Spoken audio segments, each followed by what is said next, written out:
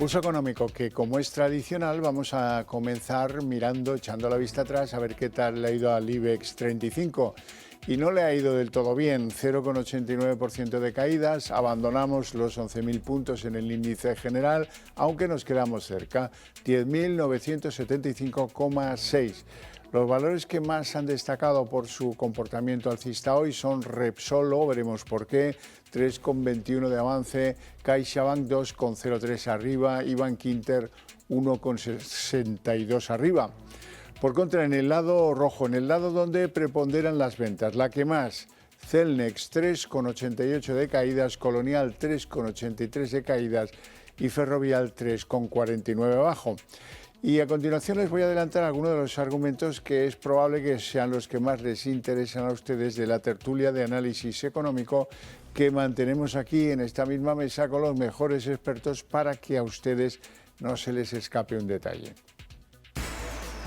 Bueno, y en esa tertulia de análisis económico tenemos que hablar de los datos del paro. Enorme triunfalismo del gobierno, eso no es noticia. Datos históricos, eso tampoco es noticia. 33.405 personas que caen de la lista del paro en el mes de marzo, que son mucho o son poco. Bueno, pues teniendo en cuenta que la Semana Santa ha traído 193.000 empleos, no parece mucho. Y luego enorme triunfalismo también con eso de que el empleo derriba el muro de los 20.900.000 afiliados a la Seguridad Social. Bueno, sea como fuere, oiga, que el paro está donde está y luego verán ustedes dónde está exactamente. Por cierto, en el balance del turismo, España recibió en febrero 5 millones de turistas extranjeros, un 16% más, siendo que febrero tampoco es un mes extraordinario. Ese es un buen motor para nuestra economía y sin duda, ya que hablábamos antes de empleo, qué decirles del empleo. Bueno, les presentamos ya a nuestros invitados en Pulso Económico hoy. Don Joaquín Robles, analista de XTB. Muy buenas tardes.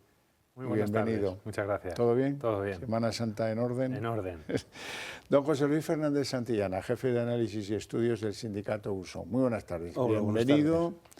Bien, la Semana Santa. Bien, bien, estupendo. Nos hemos siempre descansando, podido relajado, recuperar. muy bien. Bueno. Estupendo.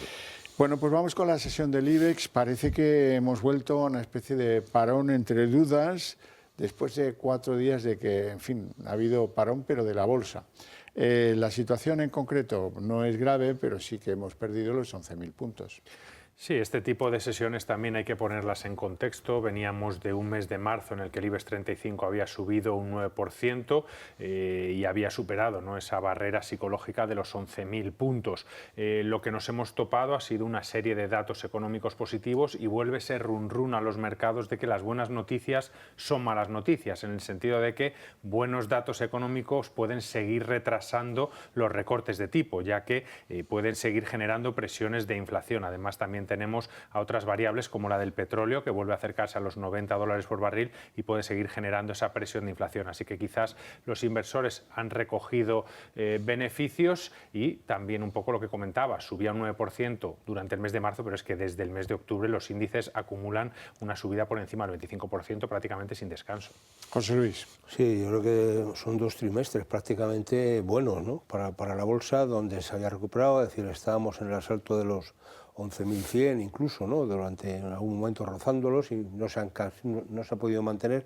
Yo creo que tiene mucho más con el contexto, ¿no?, ese contexto internacional, la situación de Estados Unidos, es decir, que no acaba de verse claro, es decir, que no se va a anticipar claramente la bajada de tipos y luego también estamos viendo cómo las maniobras de la OPEP y la subida del crudo también están afectando o nos van a afectar de manera mucho más directa, ¿no? Entonces, ante esta situación yo creo que hay gente que lo que ha hecho ha sido deshacer posiciones, recoger beneficios y vamos a ver qué pasa, ¿no? Empezamos un mes, tranquilidad y buenos alimentos. Bueno, pues se nos han escapado algunos datos con estos días que no ha habido bolsa. Uno de ellos tiene que ver con la inflación en Estados Unidos y es que dentro del componente de inflación en Estados Unidos hay un significativo, no exageradamente significativo, pero sí ha caído de forma relevante el consumo privado. Al mismo tiempo que eso sucede, pues ahora ya en el mercado los analistas ya no llegan a la mitad, los que creen que hay posibilidades de un recorte de tipos en el mes de junio. Sí, es verdad que pasó desapercibido porque fue festivo en Wall Street y en el resto de las principales bolsas el pasado viernes, pero fue la publicación del dato de PCE, que es el índice de precios al consumo, un indicador muy seguido por la Reserva Federal porque considera que ofrece mejores datos que la inflación general. Tiene una mayor ponderación, por ejemplo, la vivienda, que normalmente las familias, pues tanto el alquiler como la hipoteca, suele tener una mayor ponderación, y este bajó al 2,85%, como comentabas, todavía lejos de ese objetivo del 2%. Y esto, unido a los datos que hemos conocido esta semana de producción manufacturera, que ha sido positiva, ha entrado en zona de expansión en Estados Unidos por primera vez en los últimos 18 meses, pues vuelven a generar, como comentábamos antes, el run de que la economía puede que siga estando lo suficientemente sólida como para aguantar todavía más con los tipos altos, y que ese primer recorte que se esperaba primero para el mes de marzo, luego se retrasó para el mes de junio, todavía pueda llevarse al mes de julio o incluso a septiembre. José Luis. No, pinta más que nos iremos al tercer trimestre, tal como está la situación, ¿no? Hombre, es verdad que se empieza a controlar la inflación, pero no al ritmo deseado en Estados Unidos, ¿no? Y este indicador es muy claro, ¿no? Es decir, ha bajado menos de lo que se esperaba, o prácticamente no ha bajado. Yo creo que era del 2,9 al 2,8 o 2,85, es decir, con lo cual dices, oiga, vamos a ver, es un indicador muy claro y que se sigue. Entonces yo creo que la situación es clara, es decir, el bono americano se está yendo al 4,4, el bono alemán está yéndose a 2 puntos por debajo, 2,4, y el español estamos a 10 años en el torno al 3 y pico, es decir, 3,3, 3,4, es decir, que estamos en una situación donde no se prevé la bajada de tipos, y este tipo de situaciones lo que hacen es contención. Ojo, que los americanos están creciendo en torno al 2%, es decir, que no les va mal la economía, ¿no? Y con una tasa de paro que ya me gustaría a mí. Desde luego. Hablamos del paro, si me lo ha dejado usted el toro en suertes. Vamos a hablar de los datos del paro del mes de marzo que han salido hoy. Son los datos de las oficinas de empleo, o sea, el registro, clink, clink, clink, clink. No es una encuesta, no es la EPA, es el registro.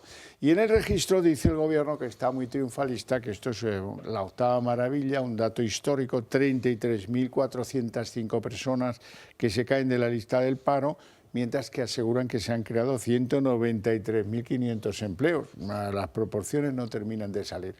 Bueno, don José Luis y yo pacientemente todos los meses elaboramos esto para que ustedes se den cuenta de dónde está lo que dice el gobierno y dónde está la realidad, la cruda realidad.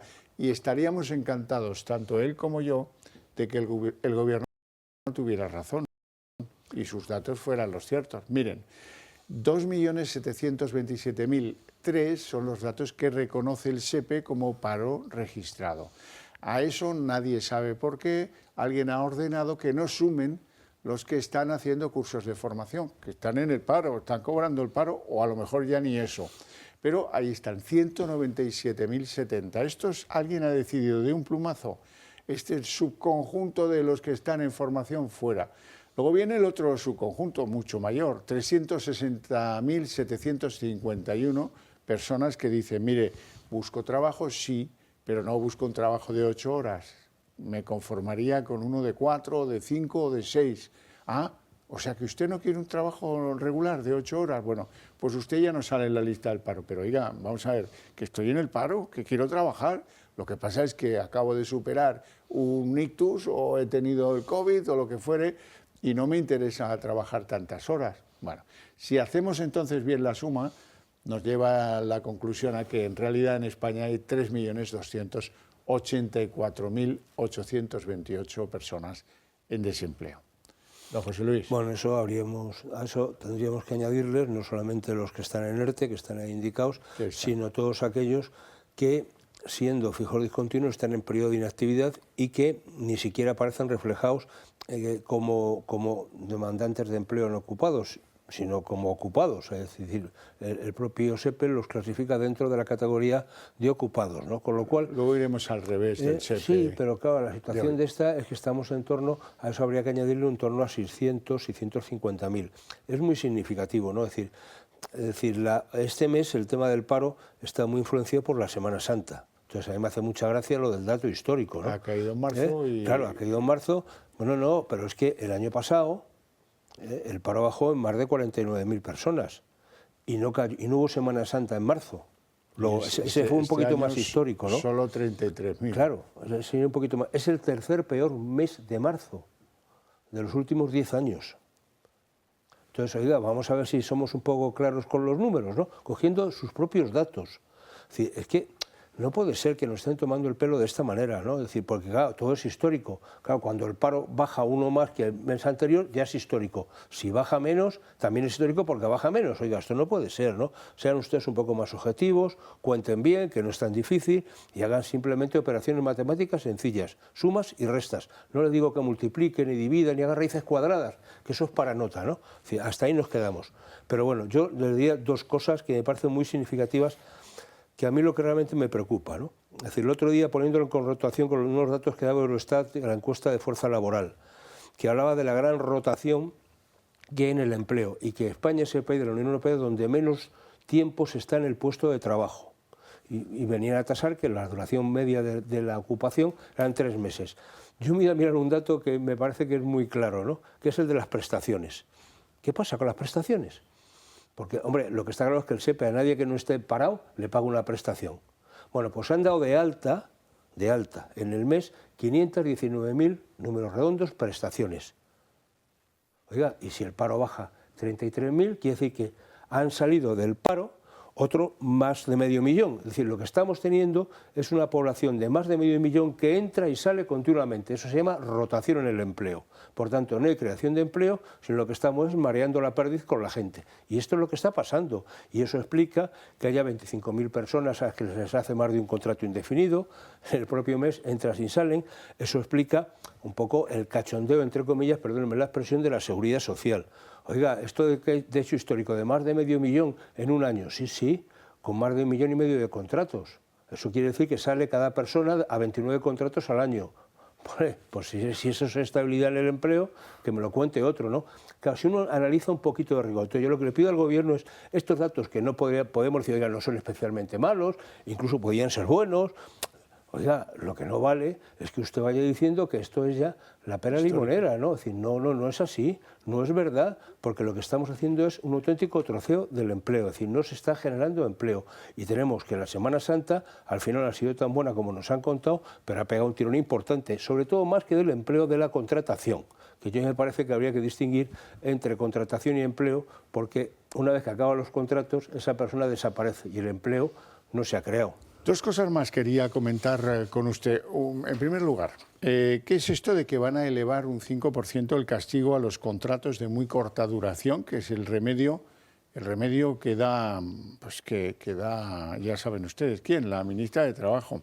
Y luego, otro asunto que es bastante preocupante es el revés que le da el SEPE a la ministra de Trabajo, diciéndole, oiga, mire, que no son los que usted dice fijos discontinuos, no son los que tal, que hay 150.000 que están cobrando el paro. Bueno, 150.000 depende del mes, ¿no?, en que lo cojamos. Es decir, pero puede haber 150.000. A mí me parece que es mucho más significativo hacer las altas. Oiga, si una persona se pone de alta para cobrar una prestación, es que está parada. Y eso, el mes pasado, es decir, los datos de prestaciones siempre van con un mes de retraso, pues fueron más de 400.000. Es decir, oiga, si es que no hay manera, ¿no?, de cuadrar las cuentas. Es que gente perceptora de prestación durante el mes, 150 o 170, depende usted qué mes coja. Bueno, pues esto no puede ser, ¿no? Es decir, si usted no se cree sus propios datos, porque dice que la EPA es la que interpreta bien el mercado de trabajo, sí, pero no estos parámetros, porque no tiene, o sea, al ser una encuesta de la EPA, si a un fijo discontinuo le dicen, ¿usted está en condiciones de trabajar? Dice, no, porque es que me van a llamar a lo mejor dentro de un mes. ¿Está parado o no está parado? Ese es el tema de fondo, por eso el tema de la EPA, para entenderla, hay que ver cuáles son las preguntas que se hacen a los encuestados. Y, por tanto, ahí donde está, entre comillas, la pequeña o gran trampa, según la queramos contar. Pero esta es la realidad. Y luego le explico, si quiere, lo de la... O sea, eso es consecuencia, esta penalización se ha incrementado como consecuencia de la subida de las bases mínimas de cotización, que se han adaptado hace una semana al salario mínimo interprofesional. Lo que en este gobierno es que es más lento que el caballo del malo. Oiga, si usted aprobó en el mes de febrero el salario mínimo, no tiene sentido que espere usted a finales de marzo para aprobar las bases mínimas de cotización que están directamente relacionadas con el salario mínimo, y sobre todo porque lo hace con efectos retroactivos al 1 de enero. Hay una penalización a los contratos de menos de 30 días que se va ahora prácticamente a 30 euros en el momento de finalizar.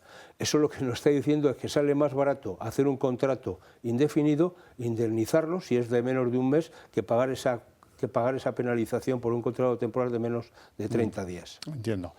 Joaquín Robles, vamos a ver, cuénteme, ¿qué opina usted de Inditex? Hay algunos colegas suyos que ya la ven en los 50 euros. Sí, la verdad que ha tenido una subida vertiginosa. En el último año y medio ha subido más de un 100%. Hay que recordar que allá por 2022 generó muchas dudas ese cambio en la presidencia. Luego coincidió con el inicio de la invasión rusa en Ucrania, lo que provocó el cierre de tiendas en Rusia, que era el segundo mercado más importante de Zara. Y luego los problemas en las cadenas de suministro, las subidas de las materias primas, llevaron a prácticamente mínimos, ¿no? Desde la década de los 90, por debajo de los 20 euros por acción. Desde entonces, lo que ha hecho ha sido récord tras récord, tanto de ingresos como beneficios. De hecho, ha terminado el 2023 con más de 35.000 millones de ingresos y con cerca de 6.000 millones de beneficios. Y todo ello con su modelo de negocio que se basa en alta rotación de prendas, ¿no? Puede hacer más de 20 temporadas cuando otros de sus principales competidores no llegan ni a 10. ¿Por qué? Porque tienen esa facilidad para, si algo está de moda, fabricarlo y ponerlo prácticamente en cualquier punto de venta en menos de 7 días. Y eso es lo que les sigue llevando al éxito y no es algo que se haya trasladado a todo el resto del sector. De hecho, hoy ha presentado resultados PVH, que es la matriz de Tommy Hilfiger y Calvin Klein, y caía más de un 20% por la caída de las ventas y luego también por las pobres, ¿no?, perspectivas de cara a este año. Así que veremos, ¿no?, cómo evoluciona el resto del año, pero si se mantiene el nivel de consumo como se está manteniendo de sólido, sí que se puede pensar en los 50 euros. Dos cosas. Yo diría, por la relación calidad-precio, es decir, que tienen un precio muy asequible para las economías domésticas y, por tanto, la gente busca ese tipo de producto. Y segundo, han desarrollado un modelo de venta fundamentalmente, no solo en tienda, sino a través del comercio electrónico, con una facilidad de devolución impresionante. Con lo cual, la gente compra desde casa, se prueba en casa y devuelve desde casa o se acerca a la tienda a devolver. Y eso está haciendo y genera confianza y, por tanto, lo que hace atractivo para que mucha gente acuda a ese tipo de tiendas o las tiendas de Inditex, a las distintas marcas, además, porque la tiene perfectamente diversificado ahí, porque es que le facilita mucho la vida a la gente que anda a veces un poquito asfixiada con el trabajo, con los críos, con no sé qué, me tengo que ir, desde casa hago, desde casa devuelvo, y aquí me organizo la vida, ¿no? Bueno, otro nombre propio de la bolsa española, Naturgy. Los accionistas de Naturgy censuran la caída del valor en bolsa. Han aprobado, pero no de forma demasiado unánime, los salarios, los sueldos de sus equipos directivos, en especial de su presidente, pero con el apoyo han tenido que salir a fajarse, criteria la Caixa. Entonces, la cosa está que de ahí se detecta un cierto malestar de los inversores. Joaquín. Sí, aquí hay muchos factores que están penalizando al valor, que ya cae cerca de un 25% este año. En primer lugar, la caída de los precios energéticos, sobre todo el gas, y luego también la dificultad para encontrar una buena rentabilidad en los proyectos de renovables, que como hemos visto en compañías más especializadas como Solaria o como Acciona Renovables, pues también les ha pasado factura. Y luego también ruido alrededor de la compañía. Dos de sus principales accionistas quieren vender su participación, también fue expulsado durante el mes pasado del MSCI World, que eso genera mucha liquidez al valor y también es uno de los valores del IBEX 35 con menos free float y eso lo que hace muchas veces es que haya una mayor volatilidad. Así que bueno, veremos si logra estabilizar. Es verdad que esto que se discutía hoy era más otro tema de remuneración, pero es entendible que muchos accionistas pues no estén cómodos con la evolución del valor.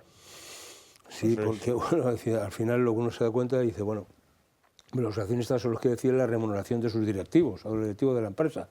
En este caso lo han decidido, y no con una gran unanimidad, ¿no? Es decir, que hay una parte del accionariado que es importante, que es una parte, digamos, institucional, que no está de acuerdo, pero sobre todo, y ha tenido que salir Caixa a echar allí, a situar las cosas en su lugar. Hay que recordar los intentos de fragmentar la compañía en dos, es decir, estas situaciones de los inversores. Es decir, yo creo que no tienen claro qué es lo que quieren hacer, si quieren ser niño o niña o a qué se quieren dedicar. Es decir, porque ahora mismo yo creo que hay una situación que lo veíamos la semana pasada, ¿no?, entre las energéticas, hacia dónde voy, ¿no?, hacia ese modelo de las renovables, energías más limpias, situaciones de... Es decir, yo creo que va a haber un cambio muy importante en toda esta situación, con el tema del gas, pero sobre todo lo que tiene que ver con el hidrógeno verde y los derivados. Es decir, estas cosas de los combustibles ahora sostenibles tiene que ver no tanto con derivados de productos fósiles, sino con derivados del etanol verde, y por tanto me parece que hay un negocio en ciernes y eso explica cómo algunas otras energéticas se están despuntando. Hablemos de una de ellas, Repsol. Repsol se encaramaba hoy, la que más ha subido, 3,21, y no solo por el leve ascenso de los precios petroleros. Hay más razones, Joaquín. Bueno, hay más razones, pero es verdad que nadie esperaba que pudiéramos empezar este segundo trimestre del año con ese petróleo rozando de nuevo los $90 por barril. Aquí hay que entender que las petroleras se comportaron muy bien en 2022, que fue cuando más subió los precios del petróleo, que estuvieron la mayor parte del año incluso por encima de los $100, rozando una media, ¿no?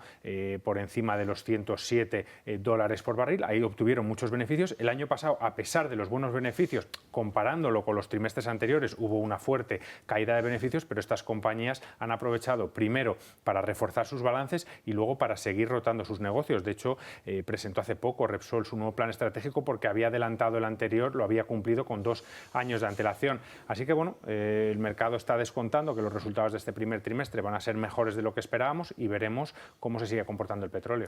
No, Repsol está haciendo lo que comentaba antes, esa apuesta decidida, es decir, por un cambio, ¿no? Es decir, también en el producto que va a ofrecer, ¿no? Sin salirse de alguna manera de su hecho, de su matriz, de ser una petrolera, pero oiga, dejemos o tiende a abandonar el combustible o derivado del combustible fósil, de los derivados tradicionales del petróleo, para ir a otro tipo de derivados, que eso va a hacer que se mantengan los motores de combustión, que esta es la madre del cordero. Es decir, Alemania ya está pidiendo la prórroga de los motores de combustión, precisamente no porque vayan a quemar gasolina o diésel, sino porque vayan a quemar etanol. Esta es la clave, es decir, prácticamente con el mismo motor, con muy pequeñas modificaciones, lo vas a poder hacer a un precio del combustible, vamos, súper barato comparado con el que tenemos ahora. Es decir, que la apuesta de Repsol, si esto le sale bien, es una apuesta de futuro y una apuesta muy interesante en ese ámbito. Me parece que hay que darle, bueno, hay que verlo, yo creo que con cierta perspectiva, ¿no? Voy a dividir preguntas. A usted que es especialista en pensiones, el plan alemán para cómo alcanzar con las pensiones al baby boom. Se trata de, para que no se produzca un aumento de las cotizaciones a pagar, se trata de crear una especie de hucha inversora, un fondo soberano, el modelo noruego, pero ahora en Alemania. Sí, modelo noruego o nuestra propia caja, o sea, digo, nuestra propia hucha de las pensiones, ¿no? El Fondo de Reserva de la Seguridad Social, que es el que recoge los excedentes teóricamente del sistema y utiliza o sale a jugar con ello y a conseguir réditos y beneficios. Fundamentalmente el sistema español lo que hace es invertir eso en valores, en bonos tanto españoles como de otros países y que tenga una alta solvencia, ¿no? Porque el problema de estas cosas, y hubo algún intento en España, y es lo que puede pasar en Alemania, que distorsione, es si tú entras con un fondo tan potente a jugar en el mercado, es decir, a jugar en la bolsa, para entenderlo. Eso puede distorsionar realmente la realidad, ¿no? Es decir, porque hagas una apuesta en un momento determinado, puedes llevar una compañía al alza o otra la puedes llevar a la quiebra. Por tanto, el modelo, tanto el noruego, que es bastante estable, ¿no? Porque tiene una garantía, pero el propio modelo que consiguió altas rentabilidades, el Fondo de Reserva de la Seguridad Social, otra cuestión distinta es que no lo tenemos porque no lo hemos gastado, es decir, porque ha habido una necesidad, pero la perspectiva para los alemanes es un modelo similar a este. Joaquín, vamos a ver, Laboratorio Rovi subía hoy bastante en bolsa porque Estados Unidos ha dado su visto bueno a un tratamiento nuevo sobre la esquizofrenia y eso le ha venido bien. Sí, porque era algo que no se esperaba, de hecho por eso ha subido tanto, pero Rovi, ya lo hemos comentado mucho en este programa durante este año, es una de las compañías con mayor potencial, la que más sube, por encima de un 35%, hoy ha adelantado de nuevo a Indra, que era la que ostentaba ese primer puesto, y sigue viéndose muy beneficiado, sobre todo por la fabricación a terceras, porque aparte de las vacunas de COVID de Moderna, fabrica para más gente, se está convirtiendo en uno de los principales centros de fabricación para empresas extranjeras aquí en Europa, y luego por este tipo de nuevos desarrollos. Y además, otra de las virtudes de esta compañía es que prácticamente no tiene deuda y eso lo que le ha generado es una menor presión en este entorno de tipos altos. Bueno, se acordarán de Óscar Puente, el ministro de Transporte, quejándose de que Oigo y Irio, que son las dos operadoras de alta velocidad extranjeras, operan por debajo de costes y les vamos a obligar a subir los costes, los vamos a llevar a la Comisión de Mercados y de la Competencia. Bueno, pues la Comisión ha dicho que hace muy bien. Oigo que bienvenida sea la competencia si hace bajar los precios. Y le dice al ministro, oiga, si usted quiere cambiar el statu quo, lo que tiene que hacer es recalcular los cánones ferroviarios, que a estos dos les cobran a cada uno 1.000 millones por 10 años. Sí, pero sobre todo porque ahora mismo el canon ferroviario, es decir, el peaje ferroviario está más alto que el peaje aeronáutico, es decir, cuesta más ahora mismo, es decir, moverte en el tren, mover trenes que aviones. Entonces mucha gente se lo tiene que estar pensando, ¿no? Con lo cual lo que está diciendo la Comisión es, oiga, esto hay que renegociarlo, pero a la baja, ¿no? Por tanto, seguramente yo estoy encantado de que bajen los precios. Efectivamente, todos estamos encantados de la competencia. No tenemos tiempo para más. Si acaso para agradecer a ustedes dos su presencia y sus opiniones en el programa y a ustedes su interés y su atención desde sus hogares. Para ustedes tengo premio, la redacción abierta al volver de publicidad.